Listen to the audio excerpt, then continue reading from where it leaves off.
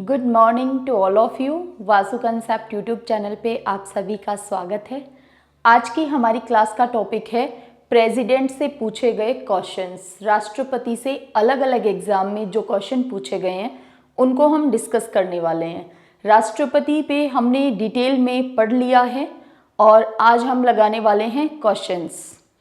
देखिए, सबसे पहला क्वेश्चन है, भारतीय संविधान का कौन सा अनुच्छेद कहता है कि भारत का एक राष्ट्रपति होगा?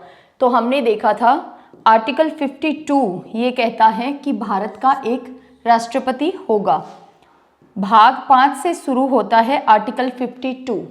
हमने भाग 4 तक को भी डिटेल में डिस्कस कर लिया था और भाग 5 शुरू होता है आर्टिकल 52 से लेकर के आर्टिकल 151 तक।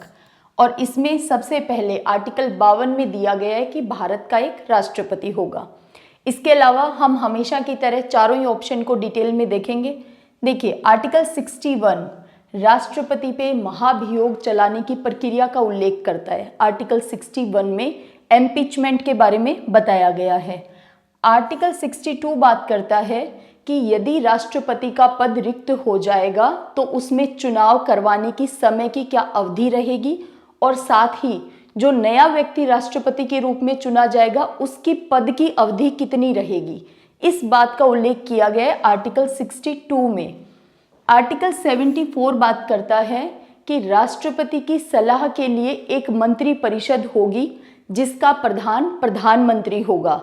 यानी राष्ट्रपति जो कार्य करते हैं वो 99.99% काम मंत्री परिषद की सलाह पे ही करते हैं। तो राष्ट्रपति की सलाह के लिए और उनकी सहायता के लिए एक मंत्री परिषद होगी जिसका प्रधान प्रधानमंत्री होगा। इस बात का उल्लेख किया गया है आर्टिकल 74 के अंदर। तो भारत का एक राष्ट्रपति है, ये बात है आर्टिकल 52 में। देखिए, नेक्स्ट क्वेश्चन है, भारत का राष्ट्रपति आपातकाल की उद्घोषणा कैसे करता है? अभी हमने देखा कि मंत्री परिषद की सलाह पे करता है। तो देखिए, प्रधानमंत्री की सलाह पे करता है? नहीं, केवल प्रधानमंत्री की सलाह पे नहीं करता। मंत्री परिषद की सलाह पर कर सकता है? हाँ, कर सकता है, लेकिन ये अधूरा कथन है यहाँ पे। अब एग्जाम में जब हम बिना क्वेश्चन लगाए चले जाते हैं, राष्ट्रपति को डिटेल में पढ़ लिया, फिर एग्जाम हॉल में चले गए, अब वहां पे जब क्वेश्चन दिखाई देता है तो तुरंत बी पे टिक कर देते हैं कि हाँ भाई, राष्ट्रपति मंत्री परिषद की सलाह पे ऐसा कर सकता है। नहीं, ये अधूरा वाक्य है, ये गलत है। अपने विवेक से कर सकता है? नहीं, राष्ट्रपति तब कर सकता है आपातकाल की उद्घोषणा जब ऐसी उद्घोषणा करने के लिए संघ के मंत्रिमंडल का निर्णय उसे लिखित रूप में दिया जाए। क्योंकि ऐसा क्यों किया गया, ये प्रावधान 1978 के अंदर किया गया था, क्योंकि इंदिरा गांधी ने 1975 में जब आपातकाल लगाया था उस समय सिर्फ राष्ट्रपति को टेलीफोन के माध्यम से ये सूचना दे दी थी। तो आप सोचिए कि 1978 से पहले ये प्रावधान नहीं था कि मंत्रिमंडल को लिखित में देना है। और जब 1975 के अंदर हमारे यहाँ आपातकाल लगाया गया, उस समय इंदिरा गांधी ने केवल टेलीफोन के माध्यम से राष्ट्रपति को ये सूचना दे दी कि हाँ, आप राष्ट्रपति शासन लगा दीजिए, आपातकाल लगा दीजिए, और राष्ट्रपति ने ऐसा कर दिया। तो इसके बाद ये महसूस किया गया कि क्या एकमात्र प्रधानमंत्री के निर्णय लेने से ही हमारे पूरे देश में आपातकाल लगाया जा सकता है? नहीं, मंत्रिमंडल पूरी तरह से लिख कर देगा तब जाकर के राष्ट्रपति आपातकाल की उद्घोषणा कर सकते हैं। ये प्रावधान किया गया था 1978 के अंदर। क्योंकि देखिए, इंदिरा गांधी हम सभी जानते हैं कि 1975 के बाद उनके जो काम थे वो बहुत ही ज़्यादा वन मैन आर्मी वाले थे। वो अकेले डिसीजन ले लेती थी और उस समय माहौल ऐसा बन गया था कि लोगों ने ये नारे देने शुरू कर दिए थे कि सिंहासन खाली करो, जनता आती है। और उसके बाद जब जनता पार्टी की सरकार बनी, उसके बाद बहुत सारे प्रावधान बदले गए।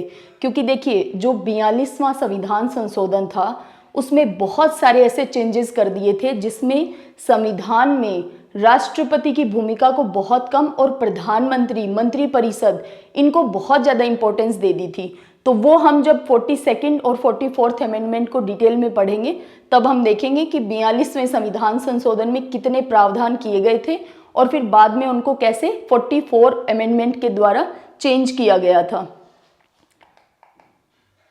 नेक्स्ट देखिए, राष्ट्रपति चुनाव में कौन भाग लेता है। जैसे ही राष्ट्रपति का चुनाव वर्ड आए आपको क्या याद रखना है, राष्ट्रपति का निर्वाचन इज इक्वल टू निर्वाचित सदस्य। ये मैंने डिटेल में पढ़ाते टाइम भी आपसे कहा था।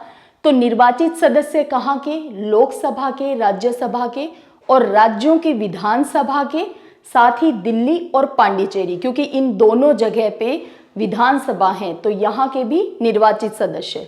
तो देखिए, संसद के दोनों सदनों के निर्वाचित सदस्य, हाँ बिल्कुल, दोनों सदनों के निर्वाचित सदस्य राष्ट्रपति के चुनाव में भाग लेते हैं। राज्य विधानसभा के निर्वाचित और मनोनीत। जैसे ही राष्ट्रपति निर्वाचन की बात आए आपको केवल निर्वाचित सदस्य याद रखना है। जैसे ही मनोनीत सदस्य लिखा हुआ आए तुरंत क्रॉस लगाओ उसके। नेक्स्ट है सभी केंद्र शासित प्रदेशों के सदस्य। नहीं, सभी केंद्र शासित प्रदेशों के सदस्य नहीं है। दिल्ली और पांडिचेरी विधानसभा के सदस्य हैं, वो भी निर्वाचित सदस्य। उपयुक्त सभी तो हो ही नहीं सकता। तो राइट आंसर क्या है, संसद के दोनों सदनों के निर्वाचित सदस्य। और अगर पूरे कॉलेजियम को देखना हो तो संसद के दोनों सदनों के निर्वाचित सदस्य, राज्य की विधानसभाओं के निर्वाचित सदस्य, दिल्ली और पांडिचेरी के विधानसभाओं के निर्वाचित सदस्य। नेक्स्ट देखिए, राष्ट्रपति के पद के चुनाव के लिए उम्मीदवार के नामांकन को कम से कम कितने लोगों के द्वारा सब्सक्राइब यानी प्रस्तावक और अनुमोदक कितने लोग होने चाहिए। तो वर्तमान में ये है 50 प्रस्तावक होने चाहिए और 50 अनुमोदक होने चाहिए। देखिए, जब हमारा संविधान लागू हुआ था उस समय ये था कि राष्ट्रपति के चुनाव के लिए यदि कोई व्यक्ति उम्मीदवार है तो उसको केवल 2 लोगों का प्रस्तावक चाहिए, 2 लोग उसके लिए अनुमोदक चाहिए। यानी कोई व्यक्ति यदि 4 विधायकों को या 4 सांसदों को जानता है तो वो अपना नाम दे सकता है राष्ट्रपति पद के उम्मीदवार के लिए।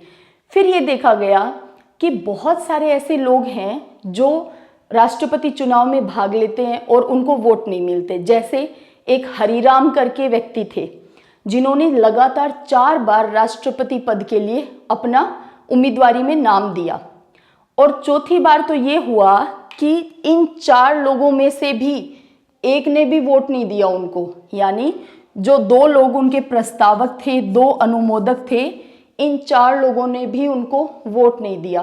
तो सोचिए इस प्रावधान में अमेंडमेंट की आवश्यकता महसूस हुई। क्योंकि देखिए बहुत बार ना पंचायतों के चुनाव में भी ये देखने को मिलता है कि कोई व्यक्ति उम्मीदवार के रूप में खड़ा हुआ और उसके बाद उसके परिवार में मान लेते हैं 4 या 5 सदस्य थे और पता चलता है कि उनको महाशय को वोट मिले हैं 2। तो ये एक तरह से लोकतंत्र की प्रक्रिया में या चुनाव की प्रक्रिया में लूप होल हैं, तो इनको दूर करने का प्रयास किया गया था। होता है ना बहुत बार ऐसा, आपको भी किस्सा सुनने को मिला होगा कि फला फला व्यक्ति ने चुनाव में भाग लिया था और उसके घर के 5 सदस्यों ने भी वोट उसको नहीं दिए। तो ऐसा बहुत बार हो जाता है। तो राष्ट्रपति के चुनाव में भी ऐसा हो रहा था। फिर इसके बाद प्रावधान किया गया कि नहीं, 2 तो बहुत कम लोग हैं भाई, कम से कम 10 अनुमोदक 10 प्रस्तावक, 20 लोग तो एक व्यक्ति के पक्ष में होने चाहिए राष्ट्रपति के चुनाव के रूप में, उम्मीदवार के रूप में। तो कहा ठीक है, लेकिन देखिए बहुत लोगों की आदत होती है कि उन्हें ना कुछ ऐसे रिकॉर्ड बनाने होते हैं कि मैं कितनी बार राष्ट्रपति पद का चुनाव हार गया। तो उसके बावजूद भी नहीं ये मामला जम पाया, बहुत लोग फिर भी अपना नाम प्रस्तावित करवाते रहते थे। फिर 1997 के अंदर ये प्रावधान किया गया कि भाई 50 प्रस्तावक होने चाहिए और 50 अनुमोदक होने चाहिए। जो व्यक्ति भारत के राष्ट्रपति के पद के रूप में खुद को देख रहा है उसके पास कम से कम 100 वोटर तो होने चाहिए। और ये 100 लोग कौन होते हैं, 50 प्रस्तावक अलग व्यक्ति होते हैं, 50 अनुमोदक अलग, और ये 100 वो लोग हैं जो राष्ट्रपति के चुनाव में वोट देते हैं, यानी विधायक और सांसद। तो जब तक किसी व्यक्ति के पक्ष में 100 विधायक या सांसद नहीं है तब तक वो व्यक्ति भारत में राष्ट्रपति के लिए खुद का उम्मीदवारी घोषित नहीं कर सकता।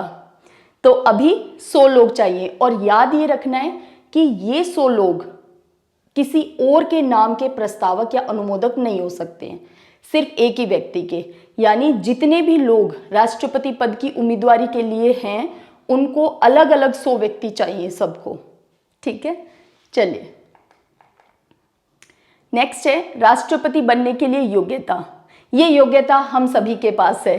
देखिए, हाँ, ये हो सकता है कि अभी 35 वर्ष की आयु पूरी नहीं हुई है, बिल्कुल 35 वर्ष की आयु होनी चाहिए, ये ठीक बात है। वह राज्यसभा के सदस्य के रूप में, नहीं, राज्यसभा नहीं, यहाँ पे है लोकसभा। अगर उपराष्ट्रपति का चुनाव होता तब ये बात स्टेटमेंट ठीक थी कि हाँ भाई, राज्यसभा का सदस्य के रूप में चुने जाने की योग्यता होनी चाहिए। ये कंडीशन है उपराष्ट्रपति के लिए, हमें पूछा है राष्ट्रपति के लिए, तो यहाँ आना चाहिए लोकसभा। ये हो गया है गलत। एक भारतीय नागरिक होना चाहिए, हाँ ये बात बिल्कुल ठीक है। देखो, इसमें कहीं भी मूल शब्द नहीं है, स्टेटमेंट सिर्फ इतना है, एक भारतीय नागरिक होना चाहिए, must be an Indian citizen. हाँ, ये बिल्कुल ठीक बात है। तो करेक्ट आंसर हो जाएगा ए और सी इज राइट। देखिए, भारतीय राष्ट्रपति के सर्वसम्मति से चुने जाने का अभी तक का एकमात्र उदाहरण है, तो इसका आंसर है नीलम संजीव रेड्डी। याद कैसे रहेगा? तो देखिए, हुआ क्या, इनकी थोड़ी सी बैकग्राउंड की स्टोरी हम जान लेते हैं, तो आप कभी भी ये फैक्ट नहीं भूलोगे और इसके साथ ही 2-3 फैक्ट और भी आपको हमेशा के लिए याद हो जाएंगे। देखिए, 1969 में हमारे राष्ट्रपति जाकिर हुसैन की मृत्यु हो गई थी और उनके निधन के बाद हमारे संविधान में प्रावधान है कि उपराष्ट्रपति राष्ट्रपति के रूप में कार्य करेंगे, लेकिन 6 माह के अंदर अंदर चुनाव आयोग को चुनाव करवाने पड़ेंगे। ये बाउंडेशन है, निर्धारित समय सीमा है, कितने महीने? 6 महीने। यदि किसी राष्ट्रपति की मृत्यु हो जाती है, पद पे रहते हुए अचानक मृत्यु हो जाती है, तो हमारे संविधान में ये प्रावधान किया गया है कि 6 माह के अंदर अंदर चुनाव करवाने होंगे। अब उपराष्ट्रपति उस टाइम थे वीवी गिरी। वीवी गिरी स्वयं राष्ट्रपति का चुनाव लड़ना चाह रहे थे। तो याद यहाँ पे एक फैक्ट ये भी रखना है कि 1969 में मोहम्मद हिदायतुल्ला जो कि उस समय के चीफ जस्टिस ऑफ इंडिया थे, इन्होंने राष्ट्रपति पद का कार्यभार संभाला था। अभी तक के वर्तमान समय तक के इतिहास में एकमात्र चीफ जस्टिस ऑफ इंडिया हैं जिन्होंने राष्ट्रपति के पद का कार्यभार संभाला था, और वो है मोहम्मद हिदायतुल्ला। अब स्टोरी फिर से देखिए, 1969 के अंदर जाकिर हुसैन जो उस समय राष्ट्रपति थे, उनकी मृत्यु हो गई थी। अब वीवी गिरी जो उपराष्ट्रपति थे, उन्हें राष्ट्रपति का चुनाव लड़ना था, तो मोहम्मद हिदायतुल्ला ने राष्ट्रपति का पद संभाला।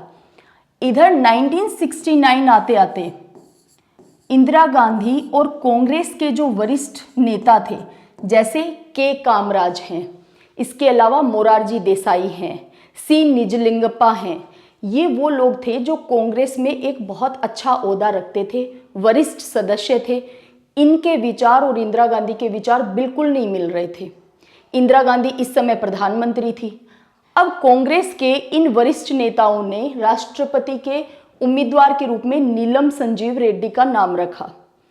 और देखिए, यहाँ से एक अच्छा खासा हमारे राष्ट्रपति के चुनाव का डिस्प्यूट शुरू हुआ। कैसे कि कांग्रेस ने उम्मीदवार के रूप में रखा नीलम संजीव रेड्डी का नाम, और वीवी गिरी जो थे वो निर्दलीय अपनी उम्मीदवारी घोषित कर चुके थे, निर्दलीय चुनाव लड़ रहे थे, किसी भी दल की तरफ से उन्हें नॉमिनेट नहीं किया गया था। और आप ये मानिए कि इतिहास में आज तक इसके बाद कभी ऐसी घटना नहीं हुई कि वीवी गिरी ये राष्ट्रपति का चुनाव जीत गए और नीलम संजीव रेड्डी पूरी तरह से हार गए। क्यों? क्योंकि इंदिरा गांधी ने कहा सभी विधायकों और सांसदों को कि आपको ना अपने मन की आवाज़ सुननी है और फिर राष्ट्रपति के चुनाव में मत देना है। तो जब मैडम ने कह दिया कि मन की आवाज़ सुननी है, तो सभी लोगों ने मन की आवाज़ सुनी और उसका परिणाम ये हुआ कि वीवी गिरी जो कि निर्दलीय थे, चुनाव जीत गए। और 1969 में वीवी गिरी बन गए भारत के राष्ट्रपति और नीलम संजीव रेड्डी हार गए। 1971 के अंदर लोकसभा के हुए आम चुनाव जिन्हें हम कहते हैं, लोकसभा के चुनाव हुए। अब नीलम संजीव रेड्डी ने लोकसभा के चुनाव में चुनाव लड़ा और हार गए। पहले राष्ट्रपति का चुनाव हारा, फिर सांसद के रूप में चुनाव लड़ा, वो भी हार गए। तो एक तरह से 1971 के बाद नीलम संजीव रेड्डी ने संन्यास सा ले लिया राजनीति से और अपने गांव जाकर के खेतीबाड़ी संभालने लग गए। लेकिन इसके बाद क्या हुआ, जब 1975 में आपातकाल की घोषणा हुई और पूरे देश में एक अराजकता जैसा माहौल था, ऐसे समय में जनता पार्टी उभर कर आई। और इस जनता पार्टी में लीड कौन कर रहे थे? वही लोग जो कि इंदिरा गांधी के विचारों से बिल्कुल भी सहमत नहीं थे। अब फिर से 1977 में इमरजेंसी के बाद जब 1977 में लोकसभा के चुनाव का परिणाम आया तो नीलम संजीव रेड्डी जीत गए और ये सांसद बनकर के संसद में पहुंचे और इन्हें लोकसभा अध्यक्ष बना दिया गया। लेकिन फिर इन्होंने 1977 में ही राष्ट्रपति के चुनाव में हिस्सा लिया और 25 जुलाई 1977 को इन्होंने शपथ ग्रहण की राष्ट्रपति के रूप में। और ये एकमात्र राष्ट्रपति थे जिन्होंने निर्विरोध रूप से जिन्हें चुना गया था। तो देखिए, नीलम संजीव रेड्डी पहले राष्ट्रपति का चुनाव हार गए थे, फिर सांसद के रूप में चुनाव हार गए थे, लेकिन 1977 में पुराने घावों को पूरी तरह से भर लिया और पहले सांसद के रूप में जीत गए और फिर निर्विरोध रूप से राष्ट्रपति बने। तो ये ना राइवलरी थी एक तरह की। तो ये आपको अब घटना ध्यान रहेगी, तो 2-3 कंसेप्ट आपके ऑटोमेटिक क्लियर रहेंगे कि क्यों नीलम संजीव रेड्डी निर्विरोध रूप से चुने गए थे और एम हिदायतुल्लाह ने कैसे, सीजेआई के रूप में एम हिदायतुल्लाह थे भारत के, लेकिन उन्होंने राष्ट्रपति का कार्यभार संभाला। चलिए नेक्स्ट देखिए, निम्नलिखित में से कौन सा कथन गलत है?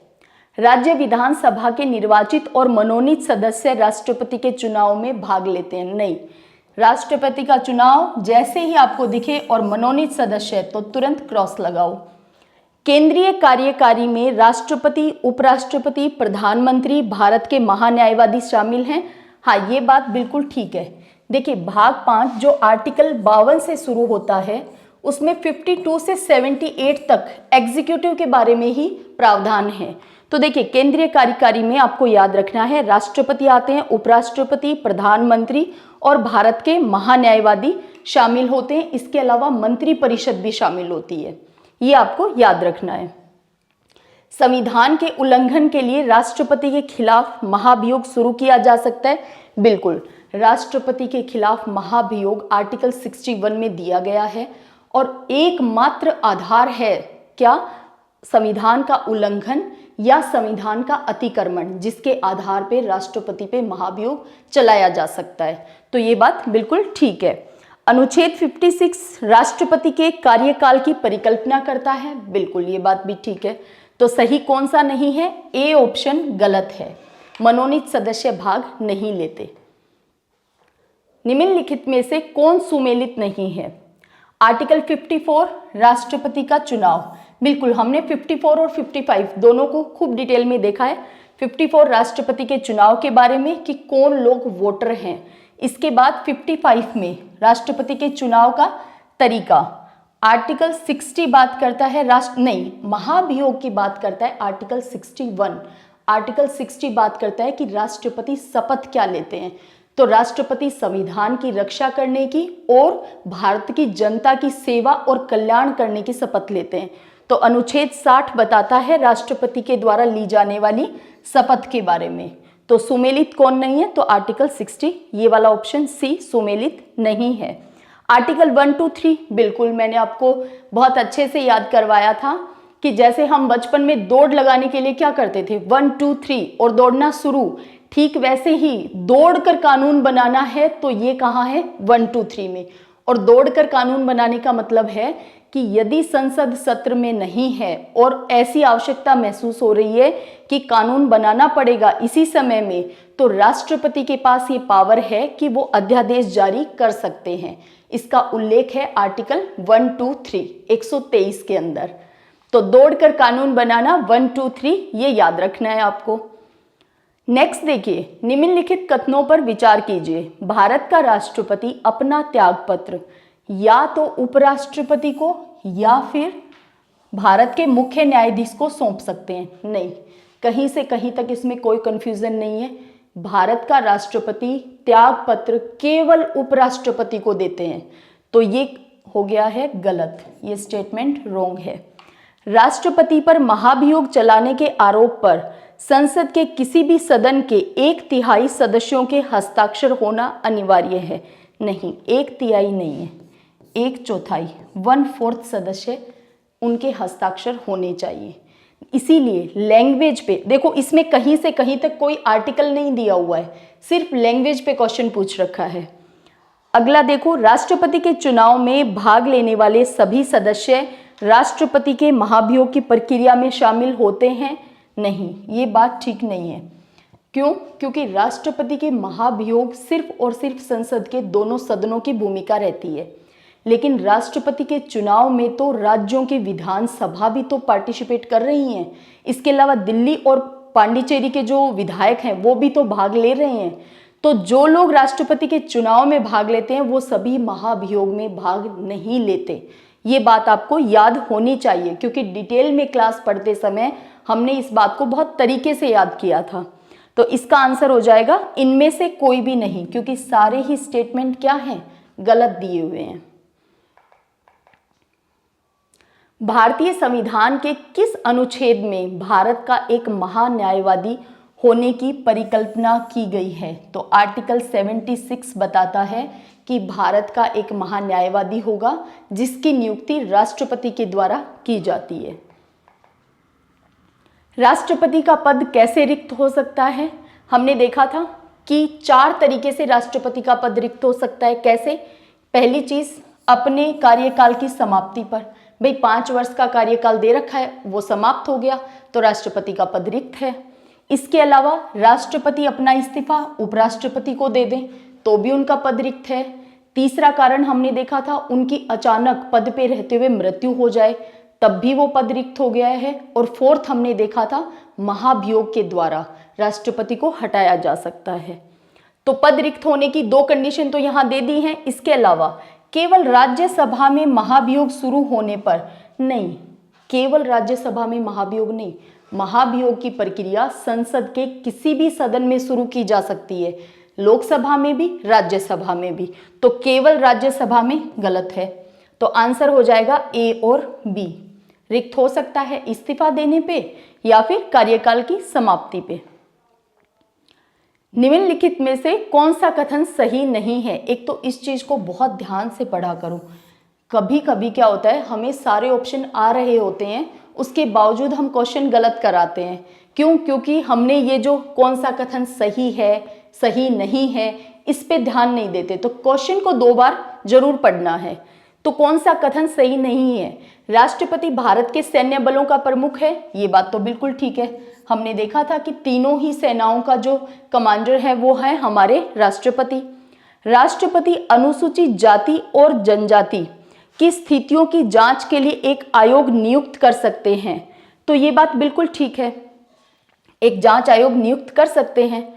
संसद किसी भी क्षेत्र को अनुसूचित क्षेत्र घोषित कर सकती है? नहीं, संसद नहीं, राष्ट्रपति किसी क्षेत्र को अनुसूचित घोषित कर सकते हैं। ये पावर एंड में राष्ट्रपति के पास है, ठीक है, ये याद रखना है।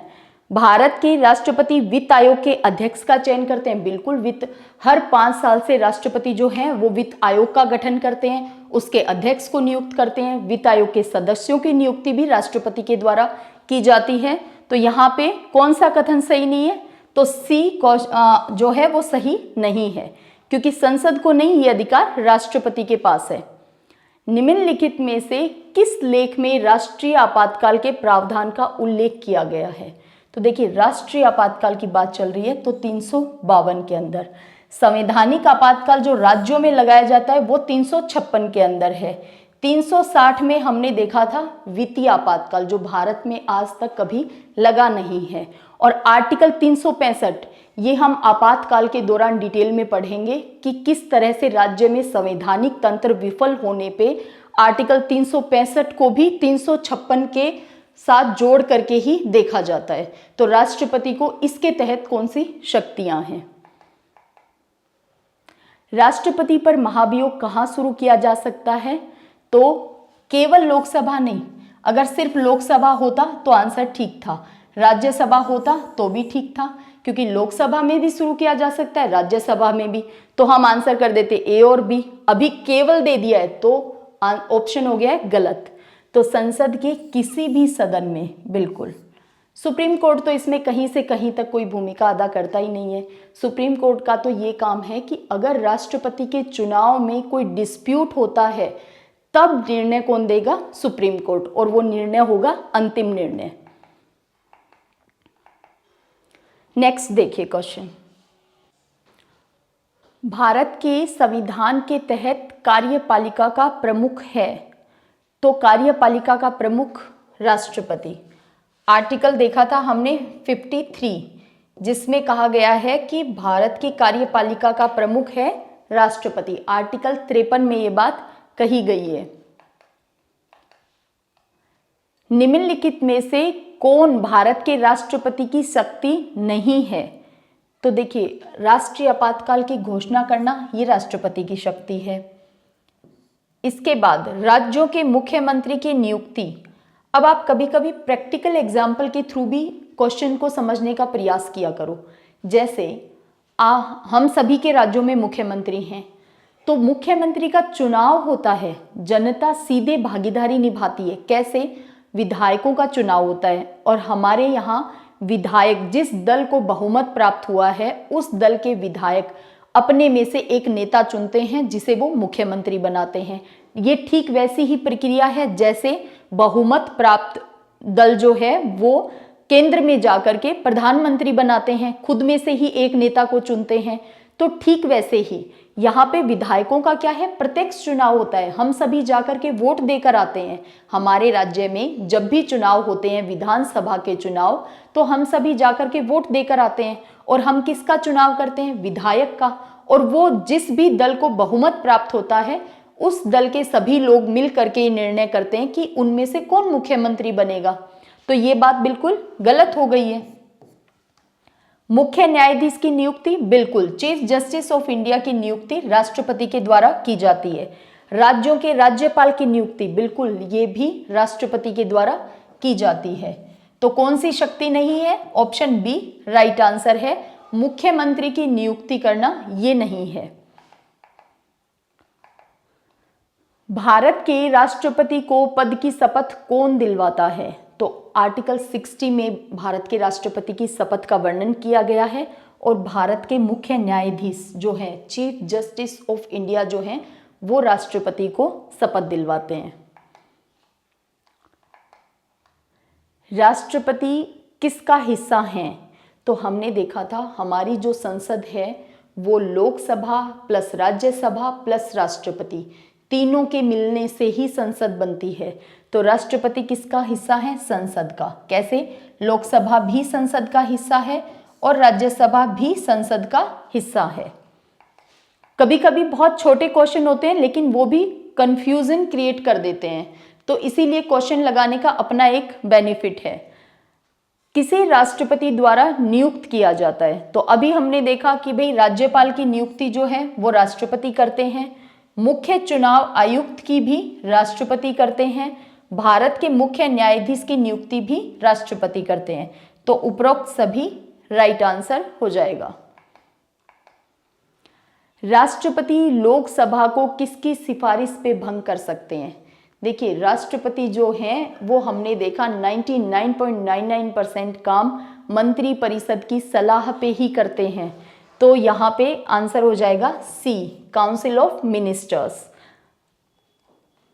इन चीज़ों में तो कोई कंफ्यूजन रहना ही नहीं चाहिए, क्योंकि डिटेल में पढ़ते टाइम जब हमने आर्टिकल 74 को डिस्कस किया था तो उसमें बाकायदा मैंने आपको बताया था कि 42nd अमेंडमेंट के द्वारा ये कर दिया गया था कि मंत्री परिषद की सलाह मानने के लिए राष्ट्रपति बाध्यकारी हैं, यानी राष्ट्रपति के पास कोई पावर नहीं है कि यदि मंत्री परिषद ने उन्हें कोई सलाह दी है तो वो उसे डिनाई कर सकें, खारिज कर सकें, मना कर सकें। उसके बाद जब मोरारजी देसाई की सरकार बनी, जनता पार्टी की सरकार आई, उसने 1978 में जो 44वां संविधान संशोधन किया, उसमें ये कहा गया कि ठीक है, मंत्री परिषद की सलाह मानेंगे राष्ट्रपति, लेकिन एक बार पुनर्विचार के लिए लौटा सकते हैं। तो ये आपको ध्यान होना चाहिए था। राष्ट्रपति अपना इस्तीफा किसे दे सकते हैं? देखो, ये तो हो गया है सिंपल सा क्वेश्चन, लेकिन ये क्वेश्चन घूम कब जाता जब यहाँ पे दे देते उपराष्ट्रपति कोमा भारत के मुख्य न्यायाधीश को, तो कंफ्यूजन क्रिएट होना शुरू हो जाता। लेकिन यहाँ पे तो ठीक है, सीधा सीधा उपराष्ट्रपति को, राष्ट्रपति अपना इस्तीफा उपराष्ट्रपति को देते हैं। कार्यकाल समाप्त होने से पहले राष्ट्रपति को हटाया जा सकता है, बिल्कुल हटाया जा सकता है, ये प्रावधान है। कहाँ? आर्टिकल 61 में। तो किसके द्वारा हटाया जा सकता है? संसद के द्वारा, क्योंकि महाभियोग की प्रक्रिया संसद के ही दोनों सदनों में से किसी भी एक सदन में शुरू की जा सकती है। अगर राजनीतिक दल, इसमें एक ऑप्शन है, देखिए राजनीतिक दल, अगर राजनीतिक दल के पास ये पावर होती तो आप सोचिए, जो हमारा भारत का सबसे बड़ा पद, हमारे प्रथम नागरिक का जो पद है, राष्ट्रपति का पद, तो उस पे कितना मामला गड़बड़ हो सकता था। भारत के राष्ट्रपति का कार्यकाल होता है, अब ये क्वेश्चन देखने में बहुत सिंपल लग रहा है, लेकिन आप थोड़ी सी लैंग्वेज को पढ़ो। पहला ऑप्शन है उनके चुनाव की तारीख से 5 साल।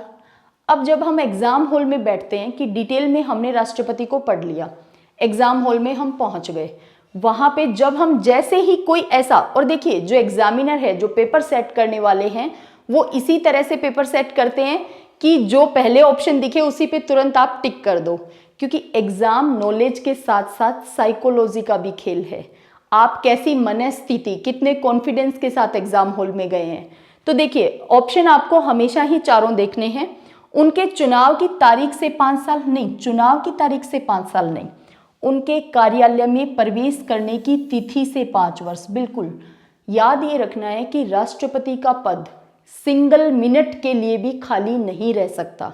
तो हमेशा, अब देखिए नीलम संजीव रेड्डी की जो बात मैंने आपको बताई थी, तो आपको याद रखना है 25 जुलाई 1977 के बाद से हमेशा से अब तक 2017 में जो चुनाव हुए, वहां तक हमेशा राष्ट्रपति ओथ लेते आए हैं, और ये जनरली हुआ है, ऐसा कहीं कोई प्रावधान नहीं किया गया है कि 25 जुलाई को ही राष्ट्रपति शपथ लेंगे।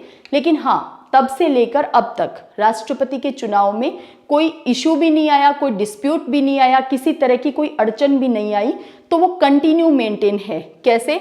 25 जुलाई 1977 को चुनाव का शपथ ले ली राष्ट्रपति ने, और उस दिन से उनका कार्यकाल शुरू हुआ। इसके बाद नेक्स्ट राष्ट्रपति ने 25 जुलाई 1982 को 5 साल पूरे होते फिर से शपथ ले ली, और इसी तरह से आगे चलता रहा। 82 से 87, 87 से 92, 92 से 97, 97 से 2002, 2002 से 2007, और 2007 से 2012 है, और 2012 से 2017 है, और वर्तमान में भी जो हमारे राष्ट्रपति हैं रामनाथ कोविंद जी, इन्होंने 25 जुलाई 2017 को ही शपथ ली थी। तो ये कंटिन्यू मैनर में तब से मामला चला आ रहा है। तो कब से? जब वो ओथ ले लेते हैं, जिस दिन वो शपथ लेते हैं, या जिस दिन वो कार्यालय में अपने ऑफिस में प्रवेश करते हैं, उस दिन से उनका कार्यकाल शुरू होता है। और जो पहले के राष्ट्रपति हैं वो उसी दिन अपना कार्यकाल या अपना पद छोड़ते हैं। तो ये आपको याद रखना है कि राष्ट्रपति का जो पद है वो किसी भी समय खाली नहीं रह सकता है। उनके ये देखो, जैसे ही 7 साल दिखाई दिया ये ऑप्शन, तो वैसे ही क्रॉस है, तो राइट आंसर हो जाएगा बी। जब राष्ट्रपति और उपराष्ट्रपति दोनों के पद रिक्त होते हैं तो उनका कार्य कौन करता है? तो भारत के मुख्य न्यायाधीश, चीफ जस्टिस ऑफ इंडिया उनका कार्य करते हैं। और ऐसा भारत के इतिहास में एक ही बार हुआ है। कब? जब जाकिर हुसैन जी की मृत्यु हो गई थी और मोहम्मद हिदायतुल्लाह ने यह कार्यभार संभाला था। उस समय वो चीफ जस्टिस ऑफ इंडिया थे। राष्ट्रपति या उपराष्ट्रपति के चुनाव के संबंध में किसी भी तरह का कोई संदेह या विवाद उत्पन्न हो जाए तो हमने देखा था सुप्रीम कोर्ट। देखिए, सबसे उच्चतम न्यायालय, सबसे उच्च दर्जे का चुनाव है राष्ट्रपति पद के लिए चुनाव, है ना, क्योंकि सबसे बड़ा संवैधानिक पद है हमारे देश में राष्ट्रपति का पद। तो उसके लिए कोई कंफ्यूजन होना ही नहीं चाहिए भाई, चुनाव आयोग करवाता है। डिस्प्यूट कौन देख सकता है? जो न्याय के मामले में सर्वोच्च संस्था है। तो न्याय के मामले में हमारे यहाँ सबसे ऊपर कौन सी बॉडी है? सुप्रीम कोर्ट है। तो कहीं से कहीं तक ना तो इसमें अगर ऑप्शन दे दिए जाते कि उच्च न्यायालय, किसी राज्य के विधायकों ने अगर डिस्प्यूट का मामला उठाया है तो उस राज्य के हाई कोर्ट के अंदर ऐसा मामला चलेगा, नहीं, ऐसा कुछ भी नहीं है। केवल और केवल सुप्रीम कोर्ट, उच्चतम न्यायालय। भारतीय संविधान में निर्धारित राष्ट्रपति के महाभियोग की प्रक्रिया कहां से ली गई है? तो ये हमने ली है संयुक्त राज्य America, United state of America से। भारत के संविधान के किस अनुच्छेद के तहत राष्ट्रपति किसी राज्य का प्रशासन अपने हाथ में ले सकता है? कब? जब उस राज्य की संवैधानिक मशीनरी टूट जाए।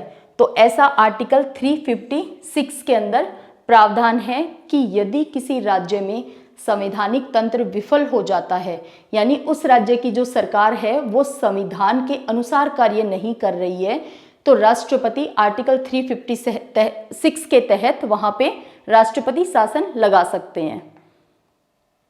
राष्ट्रपति के पद के लिए एक व्यक्ति अधिकतम कितने पद धारण कर सकता है? ये है इंपॉर्टेंट, कोई सीमा नहीं है। हमारे संविधान में एक व्यक्ति कितनी बार के लिए राष्ट्रपति बन सकता है, इसकी कोई समय सीमा नहीं है। तो कोई समय सीमा नहीं है, नो लिमिट। अंतर्राष्ट्रीय संधियां किसके द्वारा की जाती हैं? देखिए, हमने राष्ट्रपति की कूटनीतिक शक्तियां पढ़ी थी और राष्ट्रपति के पास ही पावर है कि उन्हीं के नाम पे अंतर्राष्ट्रीय संधियां और समझौते किए जाते हैं। अब यहाँ पे तो क्योंकि ये जो क्वेश्चन है वो हम सब जान रहे हैं कि राष्ट्रपति पे पूछे गए क्वेश्चन है, तो हमारा ध्यान भी सीधा किस पे जाता है? राष्ट्रपति पे। लेकिन जब आप एग्जाम हॉल में होते हो तब आप कंफ्यूज हो सकते हो किसमें, कि भाई बार बार हम देखते हैं प्रधानमंत्री ने दूसरे देश का दौरा किया है, वहां पे कुछ संधि समझौते करके आए हैं, या फिर आप देखते हैं कि विदेश मंत्री जो हैं वो हमारे इंटरनेशनल रिलेशन को देखते हैं। तो कोई ना कोई कंफ्यूजन दिमाग में आ सकता है। तो याद क्या रखना है? अंतर्राष्ट्रीय संधियां राष्ट्रपति के नाम से की जाती हैं।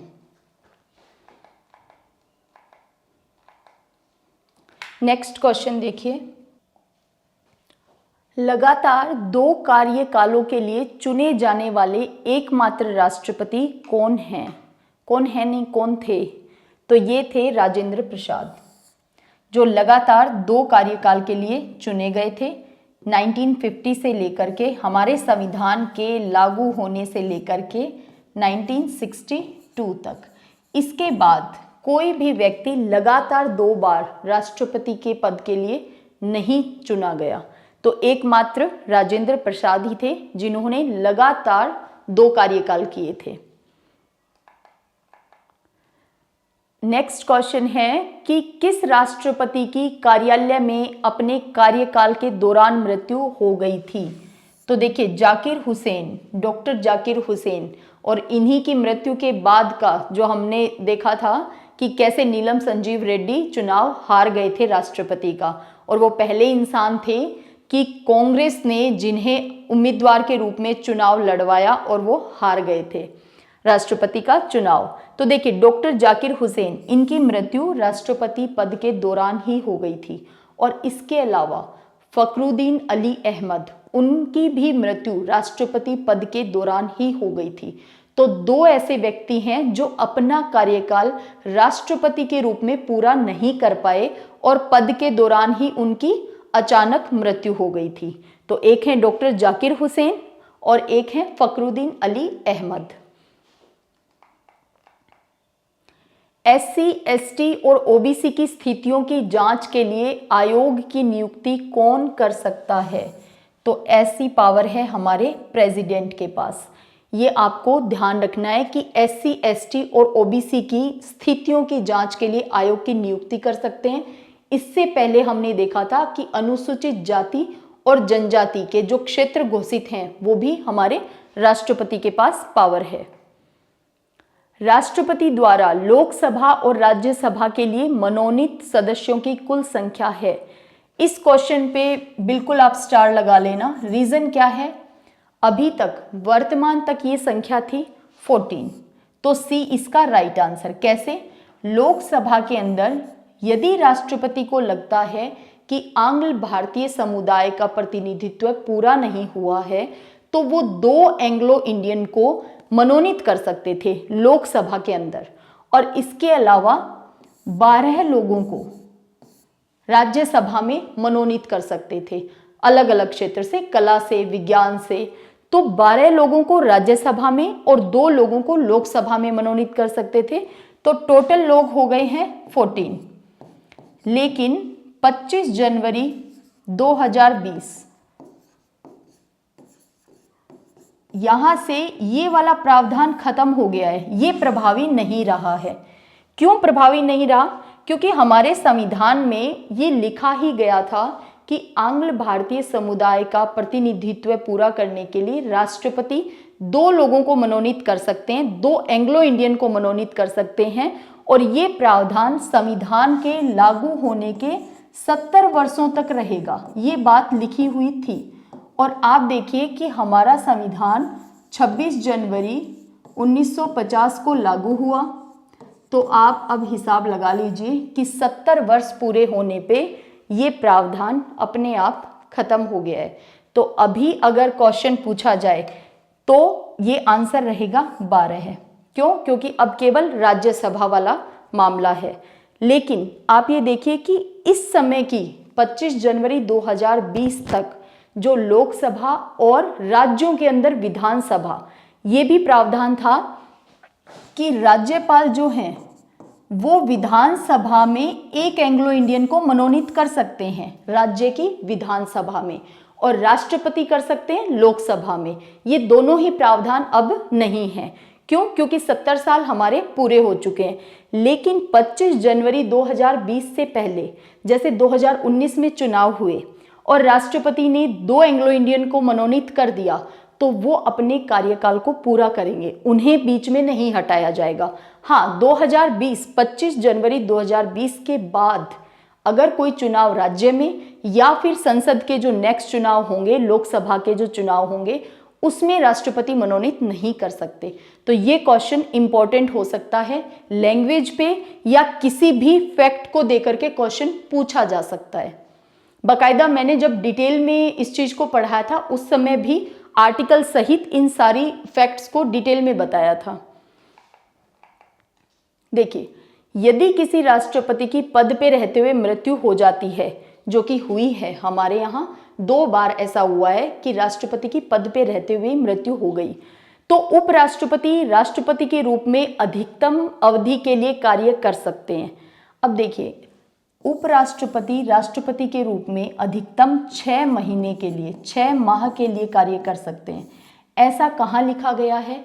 ये प्रावधान किया गया है कि राष्ट्रपति की अचानक मृत्यु हो जाने पे या उनका पद रिक्त हो जाने पे चुनाव आयोग 6 माह के अंदर अंदर चुनाव करवाएगा।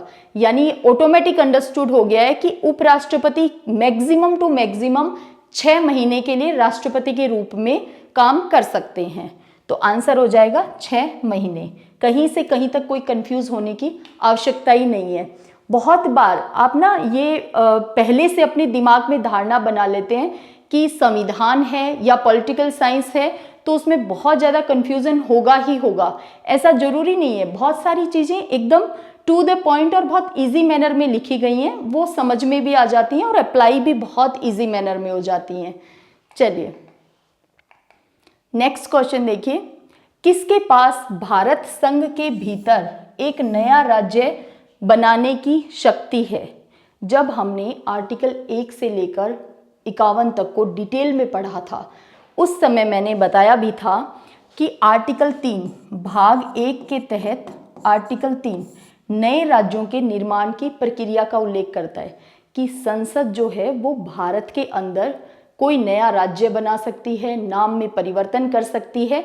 जैसे एग्जाम्पल क्या है कि भाई यूपी से अलग करके उत्तराखंड को बनाया गया था, तो ये कैसे बनाया गया था? आर्टिकल 3 के तहत संसद ऐसा कर सकती है, लेकिन राष्ट्रपति की अनुमति के बाद, और राष्ट्रपति उस संबंधित राज्य से जिससे अलग करके नया राज्य बनाया जा रहा है, जैसे आंध्र प्रदेश से अलग करके तेलंगाना को बनाया गया, तो राष्ट्रपति की ये ड्यूटी है, ये कर्तव्य है कि वो आंध्र प्रदेश की विधानसभा से ये पूछें कि क्या आपके यहाँ से हम अलग करके कुछ भाग को एक नया राज्य बना दें।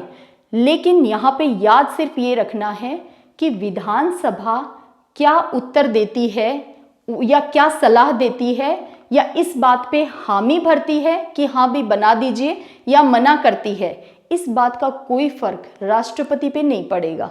लेकिन हाँ, राष्ट्रपति एक तरह से इसे कह सकते हैं कि फॉर्मेलिटी ही है ये, लेकिन हाँ, राष्ट्रपति ऐसा करते हैं कि वो संबंधित राज्य को ये लिख करके भेजते हैं कि भाई आपके यहाँ से ये राज्य हम अलग करके बनाना चाह रहे हैं, आपकी क्या राय है, आपकी क्या सलाह है।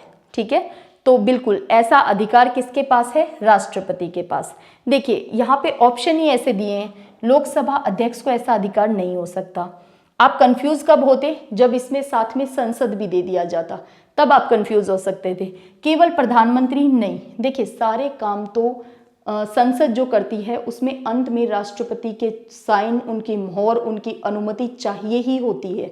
तो देखिए सुप्रीम कोर्ट नहीं, सुप्रीम कोर्ट का काम तो न्याय देना है कि भाई मामला सारा ठीक तरीके से चल रहा है या नहीं, देश में जो प्रशासन शासन चल रहा है उसमें ठीक ठीक न्याय व्यवस्था है या नहीं है, कहीं हमारे जनता का, भारतीय लोगों का अधिकारों का हनन तो नहीं हो रहा है। तो ये सारे काम हैं सुप्रीम कोर्ट के। जब उपराष्ट्रपति राष्ट्रपति के रूप में कार्य करता है तो वेतन कैसे प्राप्त करता है? देखिए जैसे ही उपराष्ट्रपति राष्ट्रपति बनते हैं तुरंत उन्हें वो सारे पावर, सारे वेतन, सारे भत्ते, सब कुछ ठीक वैसे ही मिलता है जैसे हमारे राष्ट्रपति के लिए उल्लेख किया गया है।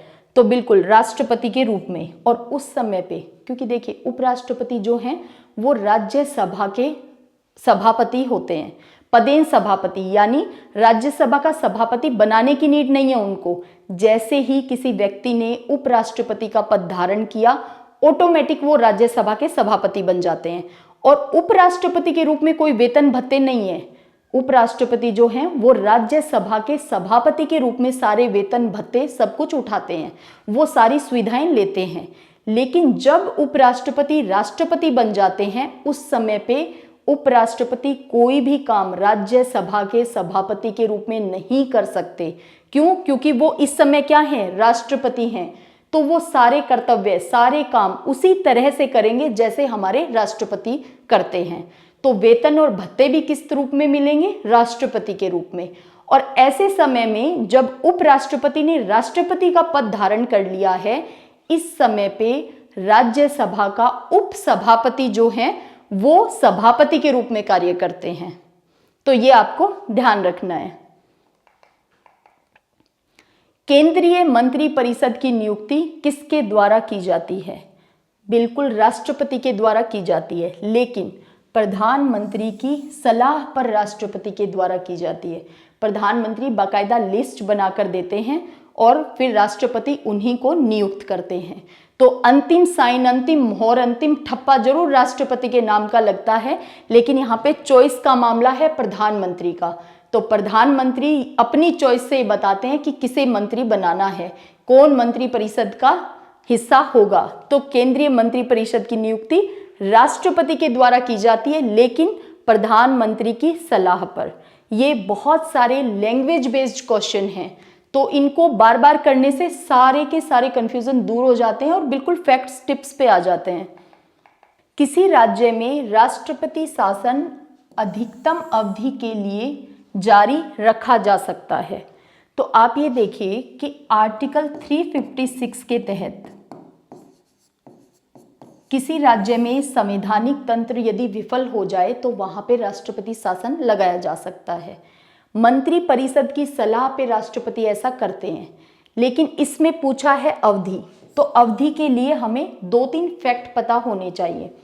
किसी राज्य में संवैधानिक तंत्र की विफलता के लिए राष्ट्रपति शासन लगाने के लिए मंत्रिपरिषद ने राष्ट्रपति को सलाह दी कि भाई इस राज्य में संवैधानिक तंत्र के अनुसार यानी हमारे संविधान के अनुसार सरकार काम नहीं कर रही है, तो राष्ट्रपति जी आप वहां पे राष्ट्रपति शासन लगाइए। तो ऐसे में सलाह पे 2 महीने तक, इस सलाह के आधार पे उस राज्य में 2 माह के लिए राष्ट्रपति शासन लग सकता है। इस 2 महीने के अंदर संसद में दोनों सदनों में इस प्रस्ताव को पारित करवाना पड़ेगा।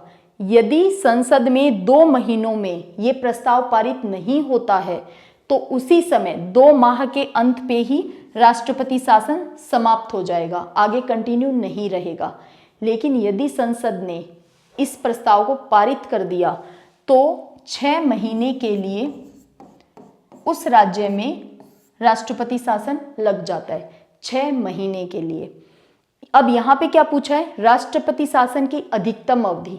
तो देखिए अधिकतम अवधि का उल्लेख 1 वर्ष तक के लिए किया गया है।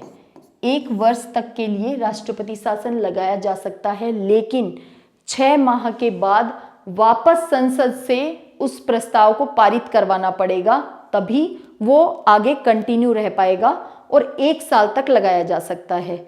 और 1 साल के बाद भी यदि ये महसूस हो रहा हो, 2 कंडीशन का उल्लेख है कि यदि ये महसूस हो रहा हो कि भी आगे भी इसको कंटिन्यू करना है, आगे भी उस राज्य में हमें राष्ट्रपति शासन लगाए रखना है, तो इसके लिए 2 कंडीशन का उल्लेख किया गया है। पहली कंडीशन है कि यदि उस समय पे 1 साल पूरा होने के बाद ऐसा है कि देश में कहीं पे राष्ट्रीय आपातकाल लगा है या फिर उस राज्य में स्थितियां अभी भी नियंत्रण में नहीं है और उसके किसी हिस्से में या फिर उस पूरे राज्य में ही आपातकाल लगा है, राष्ट्रीय आपातकाल लगा है, तो ऐसी स्थिति में और साथ ही यदि चुनाव आयोग ये कह दे कि मैं उस राज्य में चुनाव नहीं करवा सकता हूं, यानी चुनाव आयोग ऐसी स्थिति में नहीं है कि उस राज्य में मतदान करवाए जा सकते हैं, तो इन दोनों कंडीशन के आधार पे 3 वर्ष के लिए राष्ट्रपति शासन लगाया जा सकता है,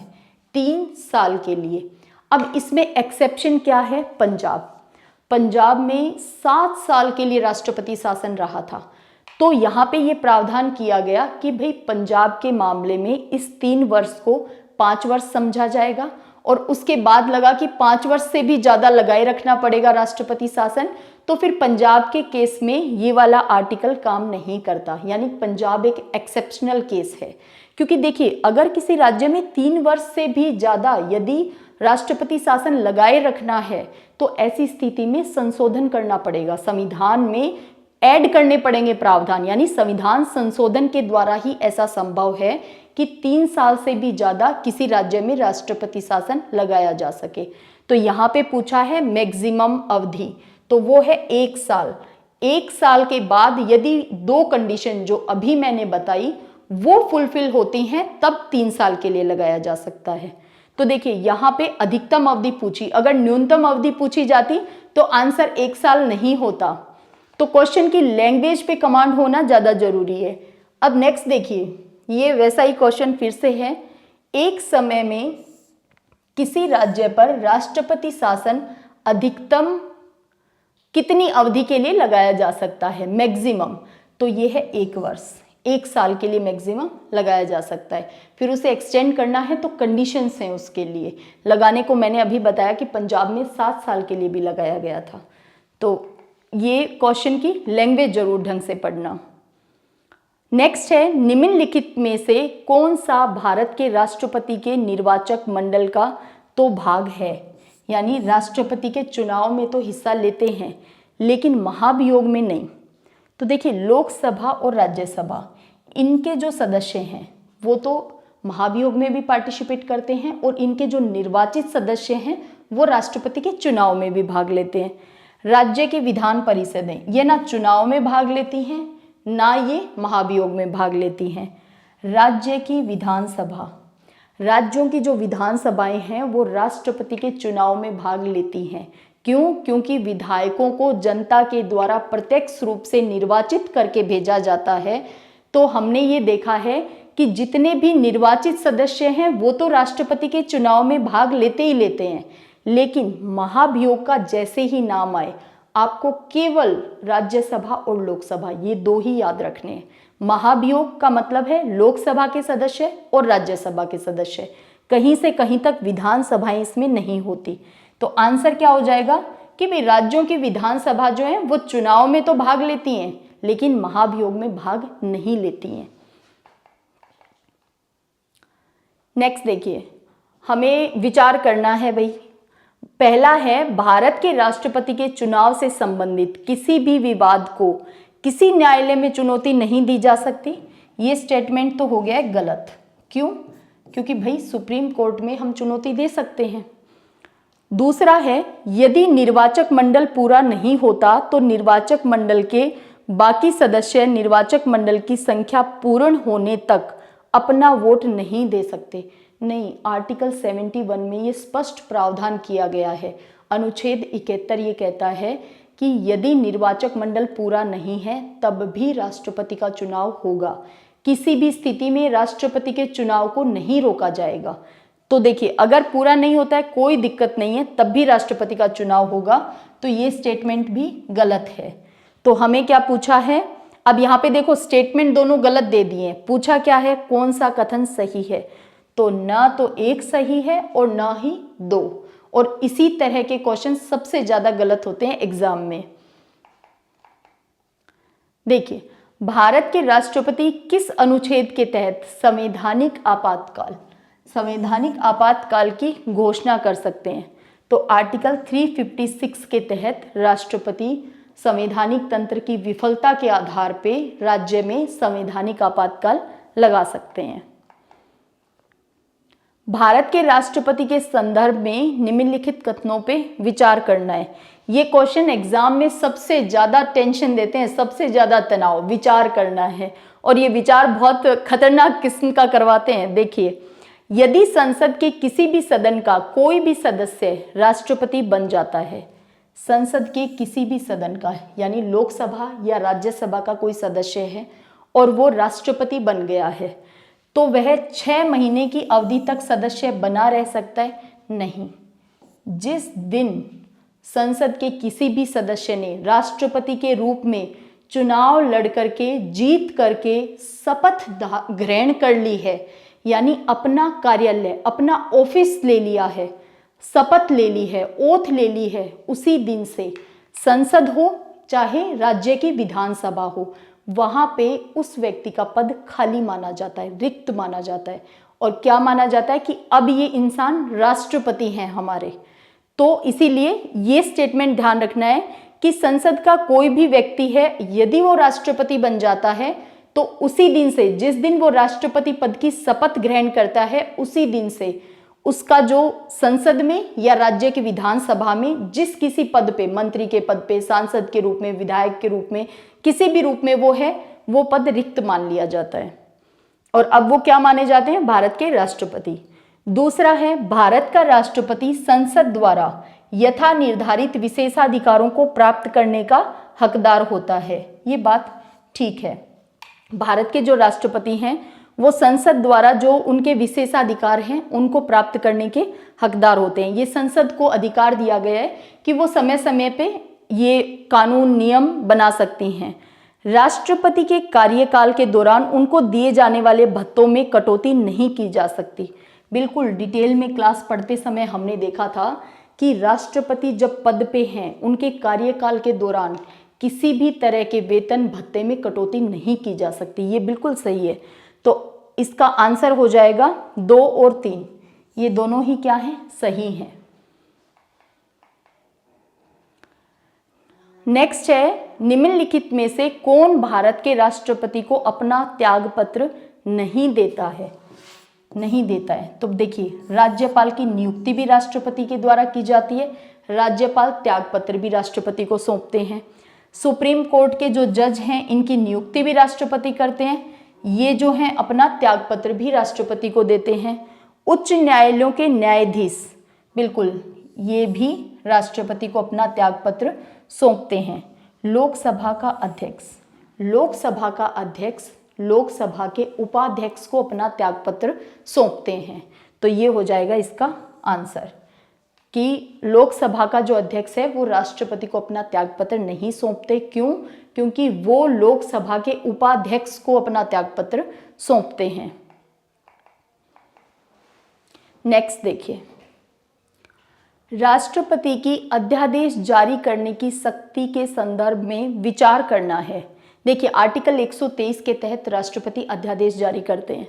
अब हमें विचार करना है। पहला पॉइंट है कि जब संसद के दोनों सदनों का सत्र चल रहा हो उस समय राष्ट्रपति द्वारा अध्यादेश जारी नहीं किया जा सकता। ये बिल्कुल ठीक बात है। देखिए, जब संसद का सत्र चल रहा है तो राष्ट्रपति को क्यों आवश्यकता है कि वो अध्यादेश जारी करेंगे?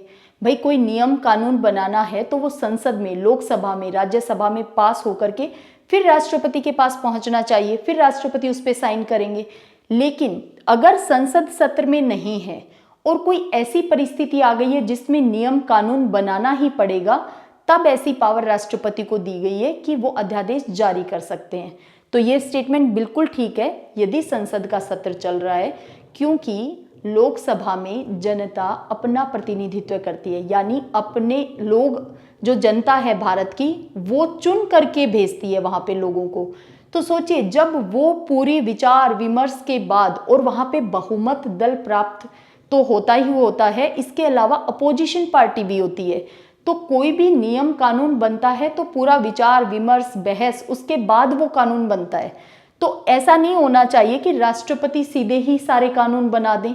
तो ये प्रावधान किया गया है आर्टिकल 123 के तहत कि भाई ऐसा भी होना चाहिए कि बहुत बार ऐसी परिस्थितियां आ जाती हैं कि संसद सत्र में नहीं है और कानून बनाना पड़ रहा है, इस वजह से राष्ट्रपति को ये पावर दी गई है। तो ये बिल्कुल एक सटीक मामला है कि यदि संसद का सत्र चल रहा है तो कोई आवश्यकता ही नहीं है कि राष्ट्रपति कानून बनाए। तो ये बिल्कुल ठीक बात है। नेक्स्ट देखिए, राष्ट्रपति द्वारा जारी अध्यादेश को संसद द्वारा इसकी बैठक में 6 सप्ताह के भीतर पुनः पारित किया जाना चाहिए। बिल्कुल, ये भी स्टेटमेंट बिल्कुल करेक्ट है कि यदि राष्ट्रपति ने कोई अध्यादेश बनाया है तो जैसे ही संसद का सत्र शुरू होता है, शुरू होने के दिन से लेकर के 6 सप्ताह के अंदर अंदर संसद के द्वारा उसे वापस से पारित किया जाना चाहिए। अदरवाइज वो अध्यादेश पारित यदि 6 सप्ताह में नहीं किया गया तो वो खत्म हो जाता है, वो निष्क्रिय हो जाता है। तो इसमें पूछा क्या है, कौन सा सही है? तो ऑप्शन ए और 1 और 2 दोनों ही सही हैं। भारत के राष्ट्रपति तथा उपराष्ट्रपति के निर्वाचन से जुड़े सभी विवाद सुप्रीम कोर्ट के द्वारा देखे जाते हैं। तो उच्चतम न्यायालय निर्णय देता है और उच्चतम न्यायालय का निर्णय अंतिम निर्णय होता है। ये आपको डिटेल वाली क्लास में भी पढ़ाया था। देखिए, नेक्स्ट क्वेश्चन है, राष्ट्रपति को प्राप्त वीटो शक्तियों के संदर्भ में विचार करना है। ये विचार वाले क्वेश्चन थोड़े से पेचीदा लगते हैं। देखिए, संविधान संशोधन से संबंधित अधिनियमों में राष्ट्रपति को वीटो शक्ति प्राप्त है? नहीं, ये बात गलत है। संविधान संशोधन जो कि संसद का अधिकार है, संसद संविधान संशोधन कर सकती है। ऐसे में राष्ट्रपति को किसी भी तरह की वीटो शक्ति नहीं प्राप्त है कि राष्ट्रपति उसे खुद के पास लंबित रख लें, पॉकेट वीटो का यूज कर लें या उस पे मना कर सकते हैं। ऐसा कोई अधिकार राष्ट्रपति के पास नहीं है। तो संविधान संशोधन पे राष्ट्रपति को कोई अधिकार नहीं है। राष्ट्रपति धन विधेयक को अपने पास लंबित नहीं रख सकते, ये बात बिल्कुल ठीक है, क्योंकि देखिए, राष्ट्रपति की अनुमति के बाद ही धन विधेयक को पेश किया जाता है। अब आप सोचिए कि राष्ट्रपति ने पहले अनुमति दे दी और बाद में वो धन विधेयक को अपने पास लंबित रख रहे हैं, तो ये तो अजीब कॉन्ट्राडिक्टरी मामला हो गया है। तो इसीलिए राष्ट्रपति कभी भी धन विधेयक को लंबित नहीं रख सकते। क्यों? क्योंकि उन्हीं की अनुमति से ही तो धन विधेयक रखा गया है। नेक्स्ट है, राष्ट्रपति का विशेषाधिकार राजनीतिक परिस्थितियों पर आधारित होता है। हाँ, ये बिल्कुल ठीक बात है। जैसे 1984 में इंदिरा गांधी की मृत्यु हो गई, पर उस समय वो प्रधानमंत्री थी, उनकी मृत्यु हो गई। तो उस समय ज्ञानी जेल सिंह ने राजीव गांधी को प्रधानमंत्री बना दिया था। ठीक इसी तरह जब 1966 में लाल बहादुर शास्त्री की मृत्यु हुई थी, उस समय प्रधानमंत्री इंदिरा गांधी को बनाया गया था। तो ये कुछ ऐसी परिस्थितियों पे आधारित अधिकार हैं राष्ट्रपति के पास, जो वो समय समय पे यूज करते हैं। तो इनको कहीं एक सटीक रूप में प्रावधान नहीं है हमारे संविधान में, लेकिन हाँ, ये कुछ ऐसे अधिकार हैं जो प्रैक्टिकल एग्जाम्पल के रूप में हमें देखने को मिलते हैं। इसके अलावा अगर किसी दल को बहुमत प्राप्त नहीं होता, तब भी राष्ट्रपति के पास अधिकार हैं कि वो कौन से दल को अपने पास बुलाते हैं। तो ये कुछ अधिकार दिए गए हैं। तो इसमें पूछा है कि कौन सा सही है, तो इसका आंसर हो जाएगा 2 और 3, ये सही है और जो पहला स्टेटमेंट है वो गलत है। नेक्स्ट देखिए, राष्ट्रपति की अध्यादेश जारी करने की शक्ति के संबंध में विचार करना है। अध्यादेश राष्ट्रपति जारी कर सकते हैं, तो क्या न्यायालय इसका पुनरावलोकन नहीं कर सकता? बिल्कुल कर सकता है। आपको ध्यान ये रखना है कि राष्ट्रपति अध्यादेश के माध्यम से कानून जरूर बना सकते हैं, अध्यादेश जारी कर सकते हैं, लेकिन वो अध्यादेश ठीक वैसा ही है जैसे संसद के द्वारा कानून बनाए जाते हैं। तो जब संसद कोई कानून बनाती है तो उस पर न्यायिक पुनरावलोकन हो सकता है, तो अध्यादेश पे भी न्यायिक पुनरावलोकन हो सकता है। तो ये हो गया है गलत। इसे संसद द्वारा पारित विधियों की तरह भूतलक्षी प्रभाव से लागू नहीं किया जा सकता है, ये भी गलत है। संसद के द्वारा पारित विधियों की तरह ही अध्यादेश होता है, इसे भी भूतलक्षी प्रभाव से, यानी जिस समय ये पारित किया गया उसके पहले से इसे भी प्रभावी किया जा सकता है। तो ये दोनों ही स्टेटमेंट गलत हैं और ये बहुत लैंग्वेज पे पूछा गया एक अच्छा क्वेश्चन है। तो इसे आप फिर से देख लीजिए, न्यायालय अध्यादेश का पुनरावलोकन नहीं कर सकता, ये बात गलत है। न्यायालय अध्यादेश का पुनरावलोकन कर सकता है। दूसरा स्टेटमेंट है, इसे संसद द्वारा पारित विधियों की तरह भूतलक्षी प्रभाव से लागू नहीं किया जा सकता है, ये बात गलत है। इसे भी भूतलक्षी प्रभाव से लागू किया जा सकता है। और याद ये रखना है कि राष्ट्रपति कभी भी अध्यादेश को वापस भी ले सकते हैं। और इसके अलावा यदि संसद सत्र में आ जाती है, उसके बाद केवल 6 सप्ताह का समय होता है, उसमें यदि संसद पारित नहीं करती है तो वो अध्यादेश समाप्त हो जाता है। तो 3-4 फैक्ट हैं अध्यादेश से रिलेटेड और 1, 2, 3 से याद रखना है। तो इसमें क्या पूछा है, कौन सा कथन सही है? तो कोई भी कथन सही नहीं है, आंसर हो जाएगा न तो 1 न ही 2। भारत के किस मुख्य न्यायाधीश ने कुछ समय तक कार्यवाहक राष्ट्रपति के रूप में कार्य किया है? देखिए, मोहम्मद हिदायतुल्लाह, न्यायमूर्ति एम हिदायतुल्लाह, ये चीफ जस्टिस ऑफ इंडिया थे और इन्होंने जाकिर हुसैन की मृत्यु के बाद राष्ट्रपति के रूप में कार्य किया था। तो इनकी तो कहानी भी हमने बहुत अच्छे से समझ ली है, तो आई होप आप कभी नहीं भूलोगे। देखिए, प्रत्येक आम चुनाव के बाद पहला सत्र शुरू होने के बाद संसद को कौन संबोधित करता है? देखिए, प्रत्येक आम चुनाव के बाद संसद का पहला सत्र, इसके साथ ही प्रत्येक साल के शुरू का पहला सत्र हमेशा राष्ट्रपति संबोधित करते हैं। तो इसका आंसर है राष्ट्रपति। और बाकायदा राष्ट्रपति आर्टिकल 87 में ये प्रावधान किया गया है कि आम चुनाव के बाद प्रत्येक पहले साल के बाद जो पहला सत्र होगा तो राष्ट्रपति से संबोधित करते हैं, साथ ही ये भी बताते हैं कि संसद शुरू करने का कारण क्या है, ये भी बताते हैं। नेक्स्ट देखिए, भारत के राष्ट्रपति द्वारा किस किस को नियुक्त किया जाता है? तो देखिए, वित्त आयोग के सदस्य, बिल्कुल वित्त आयोग का गठन राष्ट्रपति करते हैं, वित्त आयोग के अध्यक्ष को राष्ट्रपति नियुक्त करते हैं और वित्त आयोग के सदस्यों की नियुक्ति भी राष्ट्रपति करते हैं। और ये राष्ट्रपति की वित्तीय शक्तियों में हमने देखा था। संघ राज्य क्षेत्रों के मुख्यमंत्री, बिल्कुल संघ राज्य क्षेत्रों के मुख्यमंत्री को वहां का उपराज्यपाल नहीं, राष्ट्रपति नियुक्त करते हैं, ये भी बिल्कुल ठीक है। उपराष्ट्रपति, उपराष्ट्रपति की नियुक्ति राष्ट्रपति नहीं करते, उपराष्ट्रपति भी निर्वाचित होते हैं, लेकिन जनता के द्वारा अप्रत्यक्ष रूप से निर्वाचित होते हैं। कैसे कि उपराष्ट्रपति के चुनाव में लोकसभा और राज्यसभा के सभी सदस्य, और सभी कह दिया तो इसमें निर्वाचित भी आ जाएंगे और मनोनीत भी होंगे। तो तो सभी सदस्य उपराष्ट्रपति के चुनाव में भाग लेते हैं। तो इसीलिए देखिए उपराष्ट्रपति का भी चुनाव होता है, लेकिन वो जनता के द्वारा अप्रत्यक्ष रूप से। कैसे कि जनता ने जिनको प्रत्यक्ष रूप से चुन करके भेजा है वो आगे जाकर के उपराष्ट्रपति के चुनाव में भाग लेते हैं। तो इसलिए उपराष्ट्रपति की नियुक्ति राष्ट्रपति नहीं करते। पूछा है सही उत्तर कौन सा है, तो सही आंसर इसका हो जाएगा 1 और 2। भारत के राष्ट्रपति ने अपनी पॉकेट वीटो शक्ति का एक ही बार प्रयोग किया है, और वो कौन सा मामला है? देखिए, ये है भारत डाकघर संशोधन विधेयक। राजीव गांधी प्रधानमंत्री थे, ज्ञानी जेल सिंह राष्ट्रपति थे, और ज्ञानी जेल सिंह ही वो राष्ट्रपति हैं जिन्होंने पॉकेट वीटो का यूज किया है। ज्ञानी जेल सिंह। देखिए, हुआ ये था कि राजीव गांधी की सरकार ने भारत डाकघर संशोधक विधेयक, ये विधेयक लेकर आए थे। इसमें ये था कि सुरक्षा कारणों के चलते कोई भी लेटर या किसी भी संदेश को खोलकर देखा जा सकता है। तो आप सोचिए, ये एक बहुत बड़ा लोकतांत्रिक देश में एक बहुत बड़ा धब्बा हो जाता अगर ये पास विधेयक हो जाता। तो क्यों? क्योंकि प्राइवेसी, निजता का अधिकार पूरी तरह से खत्म हो जाता ना इसमें। तो कि भाई आपने किसी अपने को, अपने प्रियजन को लेटर लिखा और सुरक्षा कारणों के चलते उसे बीच में खोल करके पढ़ लिया गया, तो आप सोचिए एक तरह से बहुत कठोर नियम बनने वाला था। लेकिन ज्ञानी जेल सिंह ने इसे पॉकेट वीटो का यूज करते हुए अपने पास रख लिया।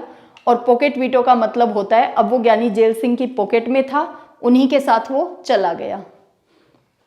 तो याद ये रखना है, क्योंकि कुछ कुछ ही मामले ऐसे हैं जो एक ही मामला है। जैसे एम हिदायतुल्ला एकमात्र सीजेआई हैं, जैसे भारत डाकघर संशोधन विधेयक जिसपे पॉकेट वीटो का यूज हुआ है। तो ऐसे एक्सेप्शनल को तो वैसे भी याद रखना ही चाहिए। नेक्स्ट क्वेश्चन है, भारतीय संविधान के निम्नलिखित में से किस एक संशोधन द्वारा राष्ट्रपति को कोई भी मामला मंत्रिपरिषद के द्वारा पुनर्विचार किए जाने के लिए वापस भेजने का अधिकार दिया गया है? तो देखिए, इंदिरा गांधी ने 42वें संविधान संशोधन में ऐसे प्रावधान कर दिए थे कि राष्ट्रपति बाध्य हैं मंत्रिपरिषद की सलाह मानने के लिए। लेकिन फिर मोरारजी देसाई की सरकार बनी, जनता पार्टी की सरकार बनी, और मोरारजी देसाई प्रधानमंत्री थे उस समय। उन्होंने 44वें संविधान संशोधन के माध्यम से ये लाइन जुड़वाई कि मंत्रिपरिषद द्वारा पुनर्विचार किए जाने के लिए वापस भेजने का अधिकार है राष्ट्रपति को। इसे हम कम से कम 2 या 3 बार डिस्कस कर चुके हैं। वैसे एक व्यक्ति जो संसद का सदस्य नहीं है, राष्ट्रपति द्वारा अधिकतम अवधि के लिए मंत्री के रूप में नियुक्त किया जा सकता है। तो ये किया जा सकता है 6 महीने के लिए। देखिए, मंत्रियों की नियुक्ति की जाती है राष्ट्रपति के द्वारा, और सलाह कौन देते हैं? प्रधानमंत्री। लेकिन ये मान लेते हैं कि संसद का कोई सदस्य नहीं है, उसके बाद भी यदि कोई व्यक्ति मंत्री बनता है तो वो 6 महीने के लिए मंत्री के पद पे रह सकता है। उसके बाद उसे लोकसभा या राज्यसभा का सदस्य बनना ही पड़ता है, अदरवाइज उसे मंत्री का पद छोड़ना पड़ेगा। तो ये है 6 महीने का समय। राष्ट्रपति के चुनाव को अवैध घोषित किए जाने की स्थिति में, ये वो वाले क्वेश्चन हैं जो आपके दिमाग में कहीं ना कहीं घूमते होंगे, कंफ्यूजन क्रिएट करते होंगे कि भाई राष्ट्रपति का चुनाव है, उसको अवैध घोषित कर दिया। अवैध घोषित कौन कर सकता है? Supreme court. क्योंकि राष्ट्रपति उपराष्ट्रपति के चुनाव में कोई भी डिस्प्यूट है तो उस मामले की जांच करता है सुप्रीम कोर्ट। सुप्रीम कोर्ट का निर्णय अंतिम निर्णय है, ये तो हम देख चुके हैं। लेकिन अभी मामला क्या है कि मान लिया राष्ट्रपति का जो चुनाव है उसे अवैध घोषित कर दिया। और देखिए, अभी हमने देखा कि रिसेंट में 25 जुलाई को राष्ट्रपति जो हैं वो शपथ ले रहे हैं। 1977 से अब तक 2017 तक ये मामला चलता आ रहा है लगातार। अब मान लो कि 25 अक्टूबर तक ऐसा निर्णय सुप्रीम कोर्ट दे दे कि ये जो चुनाव हुआ है ये अवैध है, तो यहाँ से लेकर यहाँ तक राष्ट्रपति ने जो कार्य किए हैं उन पे क्या प्रभाव पड़ेगा? तो हमेशा याद रखना है, यहाँ पे किए गए कार्य पूरी तरह से वैध माने जाएंगे, यानी वैलिड हैं उनके द्वारा किए गए कार्य। राष्ट्रपति द्वारा किए गए कार्य अवैध माने जाएंगे? नहीं, बिल्कुल नहीं। राष्ट्रपति द्वारा किए गए कार्यों की समीक्षा की जाएगी? नहीं, कोई समीक्षा नहीं की जाएगी। बिल्कुल क्लियर मामला है कि सारे कार्य वैध माने जाएंगे। राष्ट्रपति द्वारा किए गए सारे कार्य वैध माने जाएंगे, बिल्कुल ये वैलिड हैं सभी के सभी। नेक्स्ट देखिए, कौन राष्ट्रपति के चुनाव में तो मतदान नहीं करते लेकिन उपराष्ट्रपति के चुनाव में मतदान करते हैं? अब ये ऐसा क्वेश्चन है कि आपको सारे फैक्ट इसके पता हैं, उसके बावजूद क्वेश्चन में एक लूप होल है और गलत किया जा सकता है। देखिए, राष्ट्रपति के चुनाव में मतदान कौन करता है? लोकसभा के निर्वाचित सदस्य, राज्यसभा के निर्वाचित सदस्य, राज्यों की विधानसभाओं के निर्वाचित सदस्य, दिल्ली और पांडिचेरी के निर्वाचित सदस्य। उपराष्ट्रपति के चुनाव में विधानसभा शब्द ही हट जाता है, क्या बचता है? लोकसभा और राज्यसभा के सभी सदस्य, यानी निर्वाचित भी और मनोनीत भी। तो यहाँ पे देखिए, संसद के मनोनीत सदस्य, ये बिल्कुल सही बात है कि भी संसद के जो मनोनीत सदस्य हैं वो राष्ट्रपति के निर्वाचन में भाग नहीं लेते, क्योंकि हमने राष्ट्रपति का निर्वाचन इज इक्वल टू निर्वाचित सदस्य है, यही याद ही किया है। तो मनोनीत शब्द आते ही तो राष्ट्रपति के चुनाव में तो भाग नहीं लेंगे, लेकिन ये सदस्य उपराष्ट्रपति के चुनाव में भाग लेते हैं। राज्य विधान परिषद, ये ना तो भाग लेती है राष्ट्रपति के चुनाव में, ना ये भाग लेती हैं उपराष्ट्रपति के चुनाव में, ना इनका कोई योगदान है महाभियोग में। तो विधान परिषद दिखने के साथ ही तुरंत ये तो पूरी तरह से खारिज है। राज्यसभा के सदस्य, बिल्कुल राज्यसभा के सदस्य तो देखिए, ये राष्ट्रपति के चुनाव में भी मतदान करते हैं और उपराष्ट्रपति के चुनाव में भी मतदान करते हैं, लेकिन पूछा क्या है कि राष्ट्रपति के चुनाव में मतदान नहीं करते हों, उपराष्ट्रपति के में करते हों, तो ये तो दोनों में ही करते हैं। उपयुक्त सभी तो वैसे ही नहीं होगा। तो आंसर इसका है संसद के मनोनीत सदस्य वो लोग हैं जो उपराष्ट्रपति के चुनाव में तो मतदान करते हैं लेकिन राष्ट्रपति के चुनाव में मतदान नहीं करते। ये हमारे क्वेश्चन कंप्लीट हो चुके हैं। आई होप अब आपको कोई कंफ्यूजन राष्ट्रपति को लेकर के नहीं है। तो मिलते हैं जल्दी ही नेक्स्ट क्लास में एक नए टॉपिक के साथ। जय हिंद, जय भारत।